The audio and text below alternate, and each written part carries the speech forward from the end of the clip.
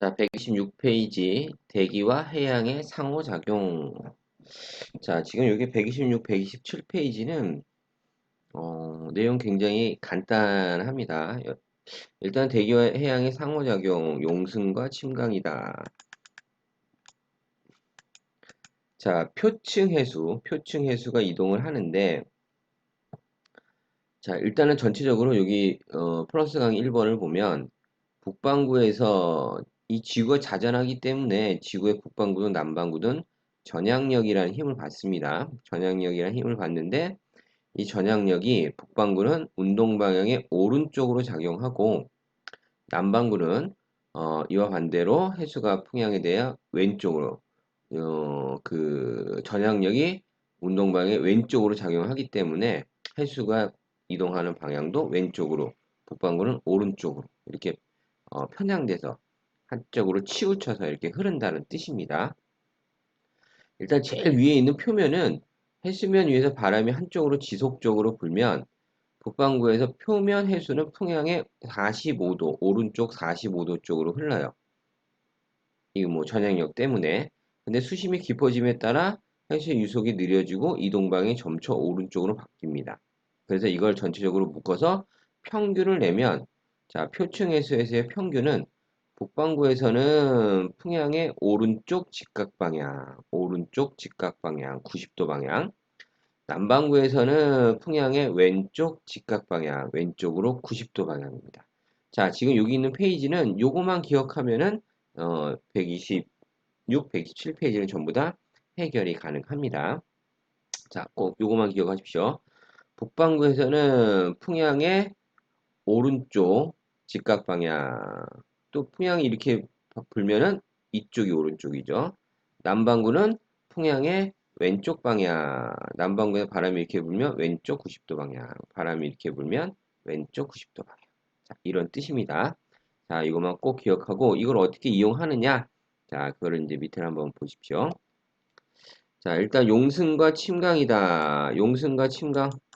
자, 용승이라는 거는 바람이 일정한 방향으로 계속해서 불면 풍향의 직각 방향을 해수가 이동하는데 이때 해수가 이동을 하니까 빈자리가 생기죠. 이 빈자리를 채우기 위해서 심층에 차가운 해수가 표층으로 올라오는 현상을 얘기하는 거고 침강은 이거랑 반대로 바람이 해수가 계속해서 쌓입니다. 한쪽으로 쌓이면 그럼 표층의 해수가 심층으로 가라앉겠죠. 그쵸? 가라앉는 현상을 침강이라고 합니다. 용승과 침강의 뜻 기억을 해주시고 자, 그 다음에 여기 용승과 침강의 원리다. 북반구에서 이거 둘 다 지금 북반구죠. 북반구. 바람이 부는 방향의 오른쪽 90도 방향. 바람이 부는 방향의 오른쪽 90도 방향. 뭐 간단하죠. 그래서 지금 여기 대륙이 이렇게 있는데 대륙의 연안 부분에 얘는 여기 있던 물들이 이쪽으로 이동을 하겠죠. 그쵸? 오른쪽으로.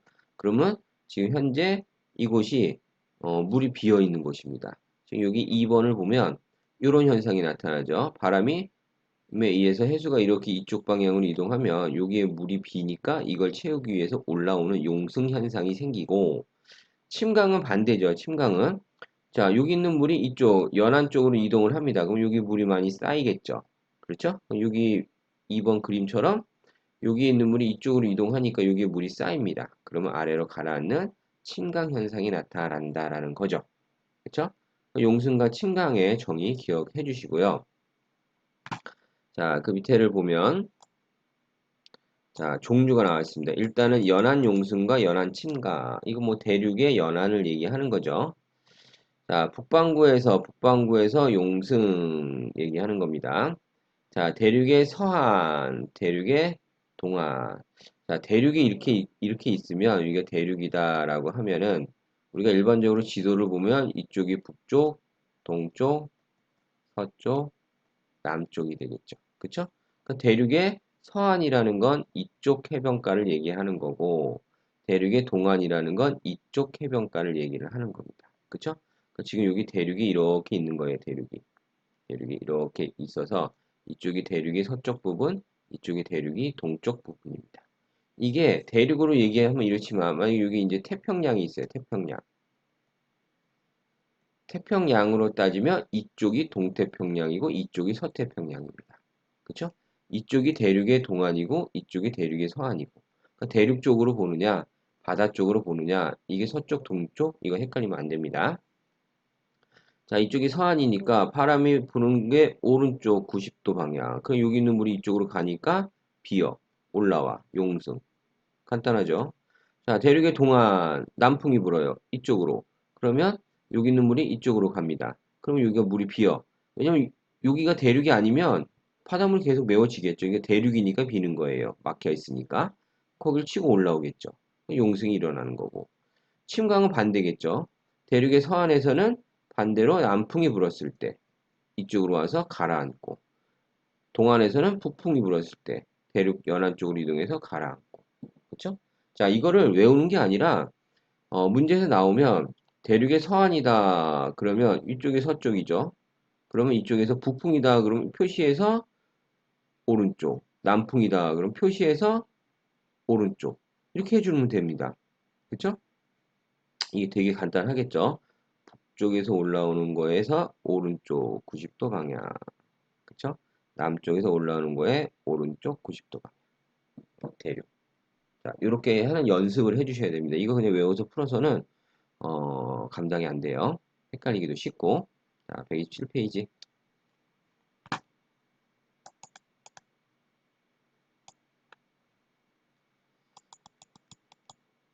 자, 이번에는 적도에서 일어나는 현상이다. 적도. 자, 적도가 이렇게 있으면 이게 적도예요. 적도. 여기가 북반구고 여기가 남반구겠죠. 자, 여기서 무역풍이 부는데 북동 무역풍이 이렇게 불고 남동 무역풍은 이렇게 붑니다. 이렇게. 자, 이거 데칼코마니처럼 접었다 피면 딱 찍히는 대칭적인 현상이 되겠죠. 그러면 이제 일반적으로 바람의 방향이 이렇게 이동을 해 나갑니다. 북반구에서는 바람의 방향의 오른쪽으로 90도, 남반구에서는 바람의 방향의 왼쪽으로 90도. 그러면 이 안쪽에 있던 물들이 바깥쪽으로 빠져나오겠죠. 그쵸? 여기서 있는 물들이 바깥쪽으로 이렇게 빠져나오니까 빕니다. 그러면 위로 올라오는 용승 현상이 생깁니다. 그래서 적도 용승이라고 하고 이 적도 용승은 무역풍 때문에 나타나는 현상이 되겠죠. 북동 무역풍과 남동 무역풍 때문에 나타난다. 자, 고기압과 저기압에서의 용승과 침강. 자, 고기압, 저기압. 고기압에서는 바람이 시계 방향으로 불어나오고 저기압에서는 바람이 반시계 방향으로 불어 들어갑니다. 이거는 북반구죠, 북반구. 남반구는 들어오고 나오가는 건 똑같습니다. 근데 시계 방향, 반시계 방향이 바뀌는 겁니다. 자, 그러니까 저기압에서 보면 반시계 방향입니다. 북반구니까. 그러니까 반시계 방향으로 이렇게 회전을 하게 되겠죠? 그러니까 저기압이다 그러면 반시계 방향이니까 표시를 이렇게 해놓고 그 다음에 북반구니까 오른쪽으로 물이 이동하는구나. 그럼 가운데 있는 물이 바깥쪽으로 빠져나가니까 B니까 용승이 일어나겠구나. 고기압은 시계 방향입니다. 시계 방향. 시계 방향으로 불어 나오니까 시계 방향의 오른쪽 방향으로 해수가 이동하죠. 그러면 가운데 모이겠구나. 그럼 여기서 많이 모여서 가라앉는 침강이 일어나겠구나. 이렇게 찾아주면 됩니다. 이게 뭐 그렇게 크게 어려운 부분이 아닌 거죠. 여기 보면 저기압에서 용승이 일어날 때 해수의 단면은 위로 올라오니까 수온약층이 이렇게 끌려서 위로 올라와 지겠고.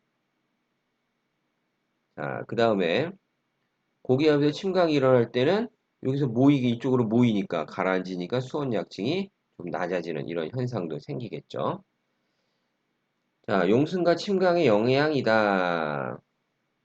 자, 심층 해수에 포함된 영양 염류가 표층에 공급되어서 심층 해수에 있었던 영양 염류가 용승에 의해서 표층으로 공급이 됩니다. 그럼 이 영양 염류가 플랑크톤의 먹이가 되고 플랑크톤은 또 물고기의 먹이가 되겠죠. 그래서 물고기가 많은 좋은 어장이 형성이 되고 또 기후로는 안개가 생깁니다. 왜냐면은 기온이 그 부분이 낮아요. 그쵸? 기온이 낮으니까 포화 수증기도 낮아지고 그렇죠? 그러면은 응결이 일어나서 안개가 발생하는 그런 현상이 생깁니다. 자, 그 다음에 침강이 일어나게 되면 위에 있는 물이 밑으로 가라앉겠죠. 자, 용존 산소가 심층으로 이동해서 해양 생물에 공급이 된다. 산소의 양이 표층에 산소가 좀 많이 있죠. 이 앞단어를 했습니다. 광합성에 의해서. 이게 이제 밑에 해양 생물에 공급이 되고 수온 약층의 변화는 따뜻한 해수가 모여서 표층 수온이 상승하고 수온 약층의 깊이가 깊어지는 현상이 생긴다.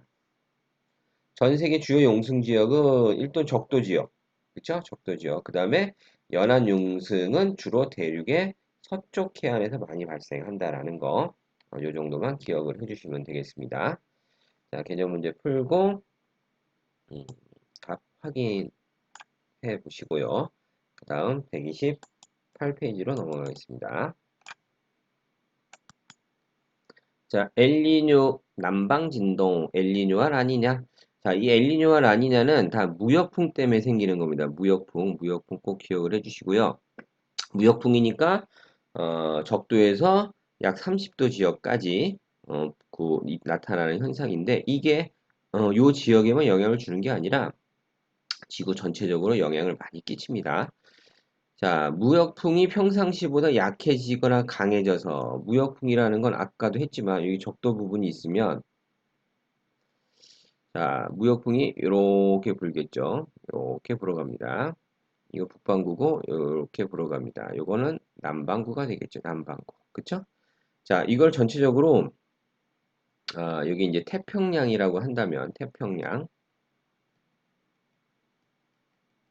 한다면은 이쪽이 태평양의 동쪽이 되는 거고 이쪽이 태평양의 서쪽이 되는 거죠. 그러면 이 무역풍에 의해서 동쪽에 있는 해수가 서쪽으로 이동을 하겠죠. 그렇죠? 평상시에도 동쪽에 있는 해수가 서쪽으로 이동을 합니다. 그래서 이 평상시에 보게 되면은 지금 이게 온도 분포를 나타내고 있는데 무역풍에 의해서 동태평양, 이쪽이 동태평양 쪽입니다. 이쪽이 서태평양 쪽이고 헷갈리면 안 됩니다. 자, 표층에서가 서태평양 쪽으로 이동해서 서태평양의 수온이 높게 나타나고 동태평양의 수온이 낮게 나타나는 이런 현상이 생깁니다. 무역풍에 의해서 해수가 이렇게 동쪽에서 서쪽으로 이동을 해 나가겠죠. 이게 평상시 모습입니다. 평상시. 근데 엘니뇨 시기가 되면 무역풍이 약해지는 겁니다. 그러니까 여러분들이 기억해야 되는 건 평상시에 무역풍에 의해서 동태평양에 있는 해수가 서태평양으로 이동을 해 나가고 따뜻한 해수가 이동해 가니까 동태평양에서는 용승이 일어나겠죠. 그쵸? 물이 부족하니까 밑에 있는 물이 올라오게 됩니다. 그래서 여기가 기온이 낮고 이쪽 기온이 높게 나타나는 현상이 나타나는 거죠. 근데 무역풍이 약해지면 이쪽으로 옮겨야 되는 이 힘이 약해집니다. 그쵸? 그러니까 덜 옮기는 거죠. 덜. 그러면 여기 있던 따뜻한 물이 이쪽으로 이렇게 흘러 들어오는 이런 현상이 생기겠죠. 따뜻한 표층 해수가 서태평양에서 동태평양 쪽으로 이동을 합니다. 실질적으로 서태평양의 그 수면이 동태평양보다 약간 높아요. 왜 계속해서 바람에 의해서 이동을 하기 때문에 이 약해지면 그 높은 데서 낮은 데로 흐르듯이 서쪽에서 동쪽으로 이렇게 와서 전체적으로 이렇게 따뜻한 게 거의 비슷하게 나타나는 이런 현상이 생기죠. 이게 엘니뇨 시기가 됩니다. 엘니뇨 시기. 라니냐는 더 강하게 불 때. 라니냐는 바람이 더 무역풍이 강하게 불 때입니다. 그럼 여기 보면은 평상시보다도 훨씬 더 차가운 게 많이 중앙까지 넘어와 있죠. 그쵸? 이렇게 볼 수가 있습니다. 그래서 엘니뇨, 라니냐 여러분들 기억할 때 이것도 이 앞에 페이지도 마찬가지로 전향력에 의해서 북반구에서는 바람이 부는 쪽에 오른쪽 90도 방향으로 평균적으로 해수가 이동한다. 같고 그림이나 이런 거를 여러분들이 자꾸 그려가면서 맞춰보면서 공부를 해주셔야 됩니다. 외우면 틀릴 가능성이 높아요. 여기도 마찬가지로 일반적인 이런 형태들은 기억을 해야 되겠지만 기본적으로 평상시에 무역풍 때문에 동태평양, 서태평양 쪽으로 해수가 따뜻한 물이 이동을 하고 엘니뇨는 무역풍이 약해지는 시기고 라니냐는 무역풍이 더 강해지는 시기다라는 걸 기억을 하고서 여기 있는 것들을 이해를 해 주셔야 됩니다. 자, 그 밑으로 내려가면 엘니뇨와 라니냐 시기의 해양 변화다. 자, 평상시에 지금 무역풍이 이렇게 평상시에 불고 있죠? 자, 표층 수온이 서태평양 쪽입니다. 자, 서태평양은 이쪽이 되겠죠. 서태평양. 표층 수온이 높고, 왜? 이쪽에 있는 따뜻한 물이, 동쪽에 있는 따뜻한 물이 서쪽으로 이동을 하니까, 그리고 온난 수역의 두께가 두껍습니다. 두꺼워지죠. 왜? 따뜻한 물이 많이 이동을 하니까. 자, 동태평양 쪽은 용승이 일어납니다. 용승. 왜? 여기 있는 물이 이동을 해버리니까 여기 비니까 용승이 나타나겠죠. 용승. 그래서 표층 수온이 낮고 서태평양에 비해 온난 수역이 얇게 나타난다. 온난 수역이 얇게 나타나고 여기가 수온 약층의 깊이 여기도 깊고 여기는 얕겠죠. 그쵸? 자, 엘니뇨 시기에 자, 서태평양 이쪽이죠. 무역풍이 약화된 겁니다. 그러니까 무역풍이 약화되니까 따뜻한 물이 덜 가죠. 그래서 표층 수온이 낮아집니다. 평상시보다 낮아진다는 거죠. 그 온난 수역의 두께도 얇아지고 동태평양은 용승이 약화됩니다. 왜? 이쪽으로 가는 물 자체가 약화되니까 물이 비는 정도로 약해지고 그러면 당연히 올라오는 물도 약해지겠죠. 표층 수온이 높아집니다. 그래서 온난 수역의 두께가 두꺼워진다. 자, 라니냐 시기에는 무역풍이 강해집니다. 훨씬 더 많은 물을 이동을 시키겠죠. 그래서 서태평양 쪽은 표층 수온이 높아지고 온난 수역의 두께가 더 두꺼워집니다. 평상시보다 더 두꺼워진다라는 걸 의미하는 거죠. 자, 동태평양 쪽은 용승이 평상시보다 더 강하게 일어난다는 겁니다. 표층 수온이 낮아지고 온난 수역의 두께가 얇아진다. 자, 이 그림을 보고서도 무역풍이 약해지고 강해지면 나타나는 현상, 그림을 이해할 수가 있겠죠. 근데 여기 보면 수온 약층의 깊이도 자, 온난 수역의 두께가 두꺼워지면 수온 약층의 깊이가 깊어지고 더 밑에까지 따뜻한 물이 내려가니까요. 온난 수역의 두께가 얇아지면 수온 약층의 깊이가 얕아진다. 엘니뇨 시기에는 온난 수역이 이쪽이 동태평양 쪽이 보면은 엘니뇨 시기와 라니냐 시기에 비교를 하면 동태평양 쪽은 구분이 확 되죠. 그렇죠? 그 다음에 서태평양 쪽도 온난 시기와 그러니까 엘니뇨 시기와 라니냐 시기에 보면은 요 물의 깊이 확 차이가 나죠. 그렇죠? 그러니까 요 그래프를 보고서도 이게 엘니뇨, 이게 라니냐다. 그러니까 어떻게 생각해 주느냐? 엘니뇨는 무역풍이 이쪽으로 가는 게 약해지니까 이쪽으로 잘 이동을 못 시키니까 이쪽에 따뜻한 물이 많아지고 라니냐식은 이쪽으로 강하게 이동하니까 용승이 더 많이 나타나서 이런 현상의 그래프가 나타나는 거죠.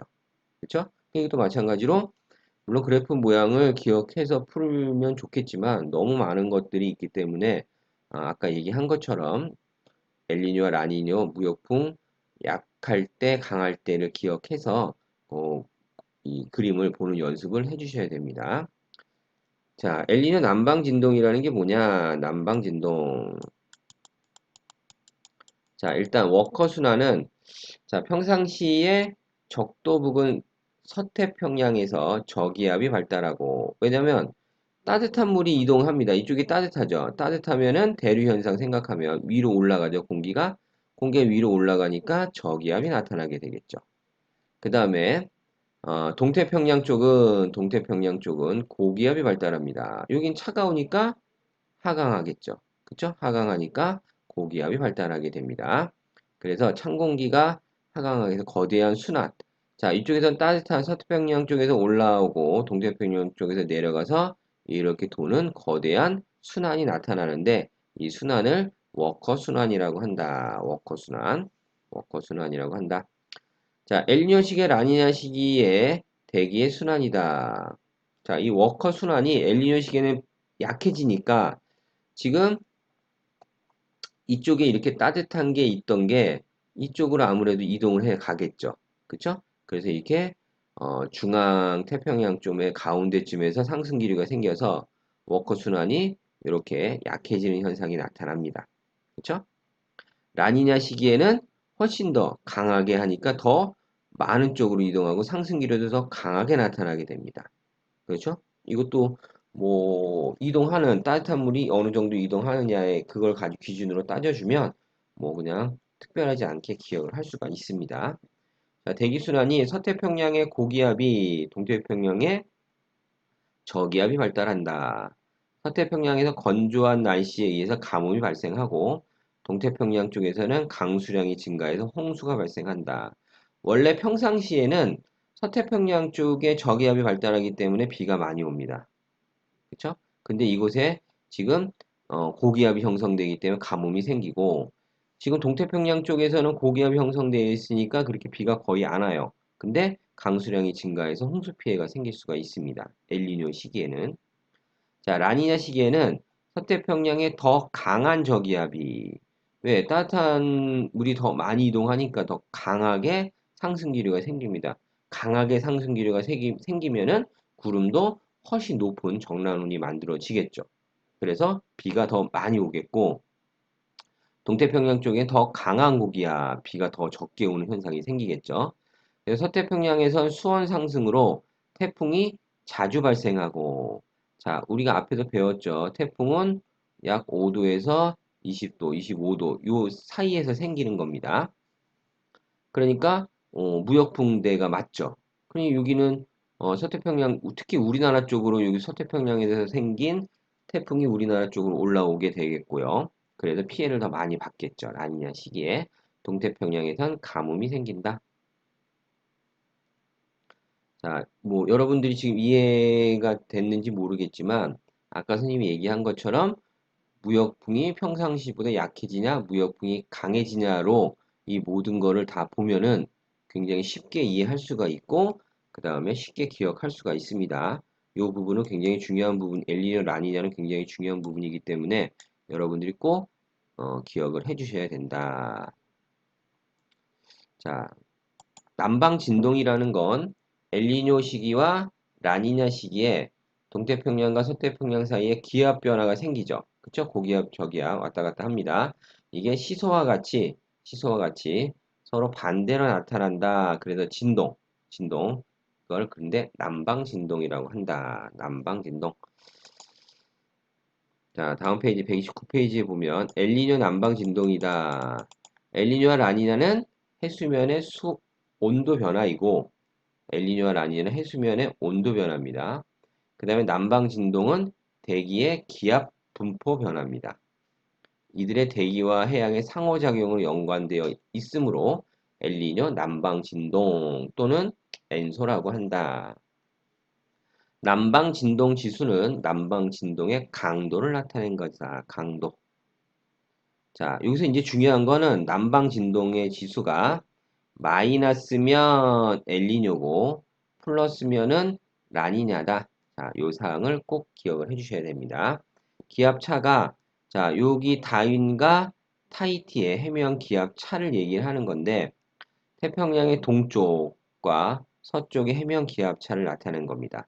자, 이게 다윈이 더 크게 되면 타히티에서 다윈을 빼게 됩니다. 그러면 다윈이 더 크게 되면은 마이너스가 나타나고 타히티가 더 크게 되면은 플러스가 나타나겠죠.